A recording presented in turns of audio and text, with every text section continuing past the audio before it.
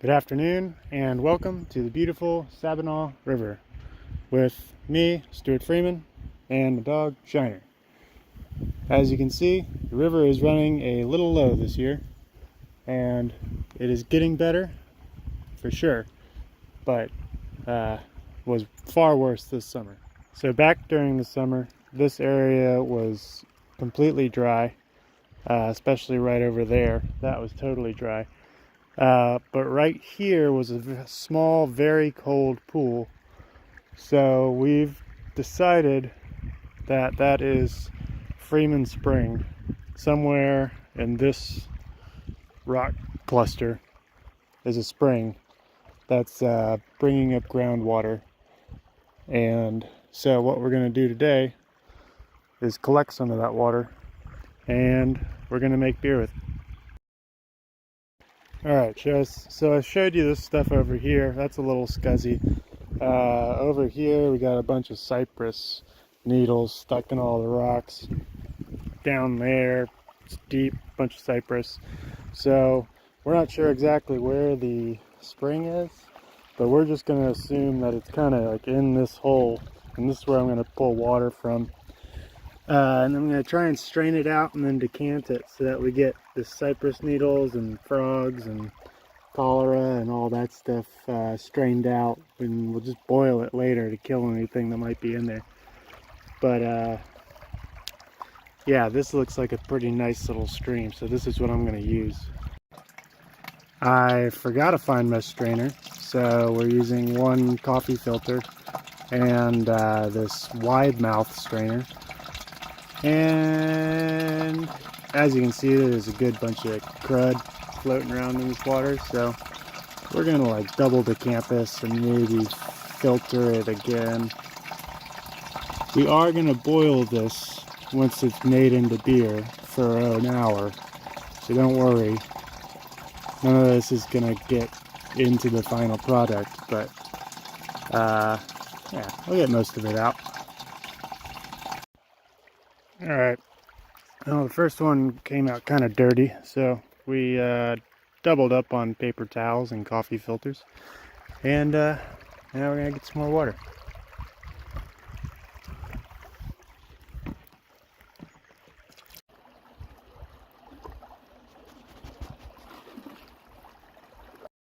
As you can see, this bucket's a little brown, so the color is weird, but you can tell from the debris.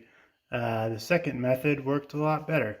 So we're going to go ahead and strain this off, let them sit together, and then drop out, and we'll strain them one more time too after that.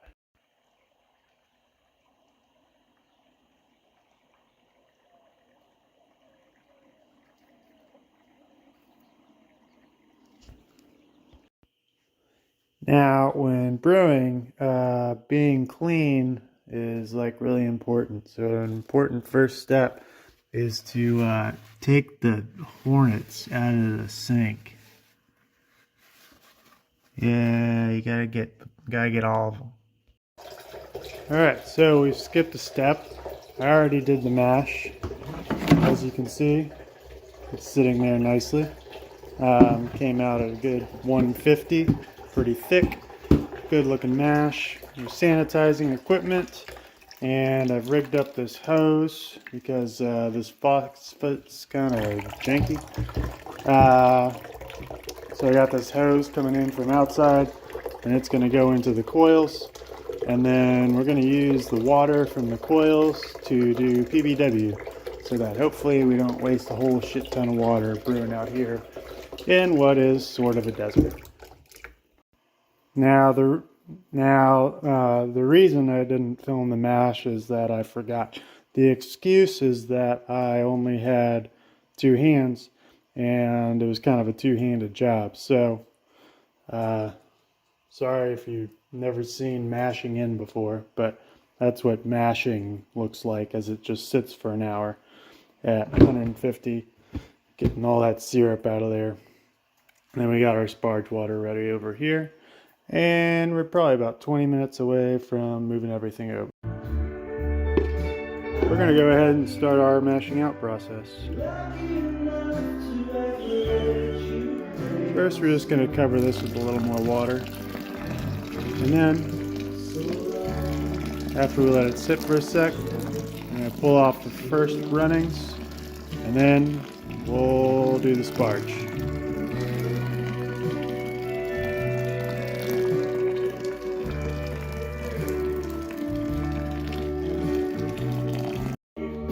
Alright, well, we've done our Vorloff, and now we're going to start draining the first runnings.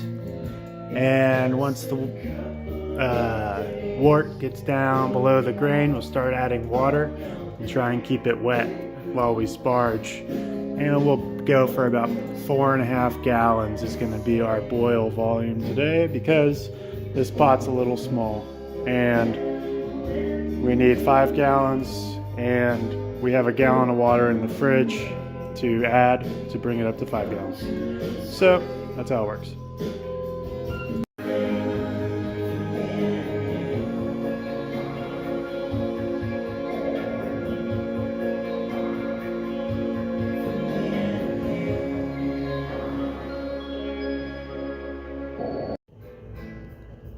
All right, well, we're about up to 4 gallons right now. Gonna let it go a little bit higher. Hopefully we can get to 4.5. Usually you can see it'll start peeling away from the side of the mash tun as it's getting down towards the end. So there might still be some wort in there. Just gonna let it sit for a second, extract all that, and then we're gonna transfer into the pot, bring it to a boil. All right, we are about to pop. And so we're going to go ahead and add 1 ounce of Willamette hops. And this is our bittering hops. It's a pretty light bitter. Don't want this beer to be too bitter because we're trying to taste the water, but we are trying to give it some flavor at the same time. So it's going to have some bitter hops later, but it's not a bitter beer. And then in just a second, shake out that last pellet. We will finally hit boil. Actually pretty fast.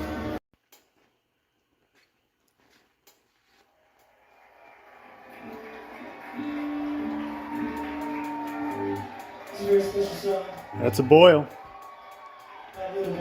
Hopefully it doesn't go over. Alright, so we got our wort boiling up at the house, and it's a nice day out here. So me and Shiner have come out here to sow some deer food, and we're going to put all this spent mash just out here in the grass, and hopefully tomorrow we'll get some deers.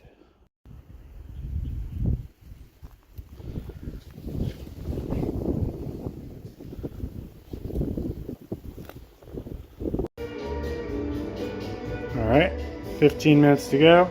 Nugget is our next top. We're going to do 2 ounces of this, 1 right now and 1 at flame out.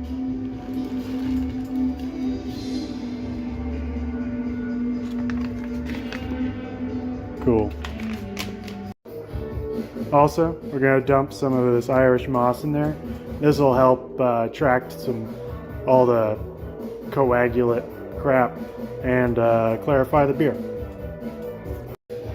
Alright, I'm going to go ahead and put this coil thing in, and what's going to happen is the water is going to come in through the window, through that hose, go in, it's going to go down the coil, and it's going to come up the coil, it's going to go out this other hose, and it's going to be hot water going in here and chilling the beer in there. So the water's going to be cold out there, and then that's going to help chill the beer. So right now what I'm going to do, just stick it in the pot, and then as it boils for the next 10 minutes, that'll help sanitize it so it's not getting any gross shit in there. Alright, we've made it to an hour, so we just shut off the heat and take our another ounce of hops, dump it in there. Alright, and then we got this hose in here where I'm going to put so that hopefully it doesn't spray out.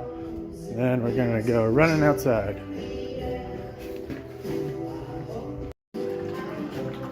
And it's coming inside, going into the pot and coming out here steaming hot, sort of. Might be going a little fast, actually. Oh, we got a leak. Now, gonna turn on the hose. Okay, again, I don't have a thermometer. It's an important part of brewing, but I forgot one. So by touch, it feels warm. Shrug. But what we're gonna do is take this jug of RO water and add that to dilute it, because it's also at only 4 gallons because this pot is only 5 gallons. So I don't do a full batch. So we're gonna dilute it, and then we got our bucket ready and sanitized, and we're gonna do a transfer in just a second. Alright, so my thermometer actually doesn't go that low, so I don't know what the temperature is, but by touching it, I can tell that it's not totally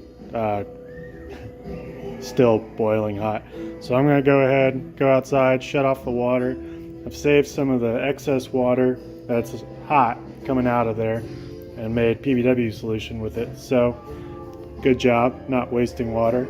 And what we're going to do next is we're going to use this ice wand and stick it in there and shock it and get it real cold so that we can transfer it over and pitch yeast.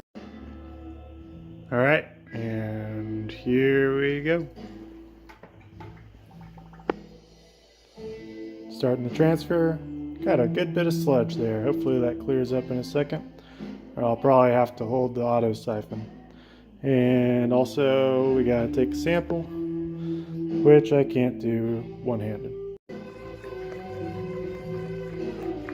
During the transfer, you kind of want to shake it up a little bit just to oxygenate the beer, really get some O2 in there for the yeast to eat while it's getting active, making alcohol, CO2 and stuff.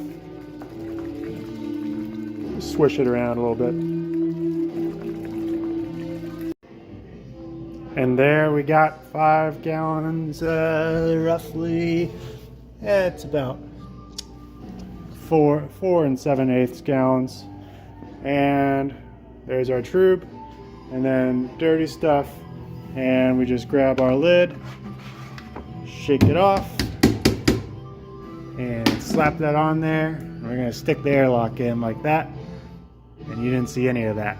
But that's it, that's the end. We set it over there, pitch the yeast.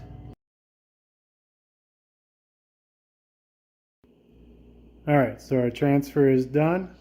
Our thermometer here says about 76, which is high, but according to the package, it says the upper range is 77, and it should cool down in here overnight. So by tomorrow, I imagine it'll be in the 60s. It'll be fermenting just right. So right now, I'm going to pop the lid off. I'm going to set the yeast down. Take the carb off. Blah, blah, blah, blah, blah, blah, blah. All right, oxygenated wort. Pitch that yeast in there. And also it's going to take a little bit for this to get active. So it'll keep cooling down in that time also. We're not going to bother making a slurry or anything. We're just going to pitch this straight on.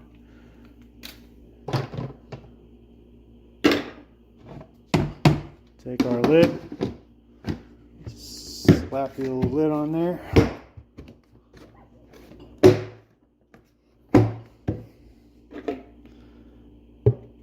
Put the airlock in. And I just got to put some water in the airlock and we're good to go. And there you have 1 5-gallon batch of light amber river brew. All that's left is cleaning and taking gravity, and that I will let you assume is just boring. But really, it's the best part, because now you get to drink beer.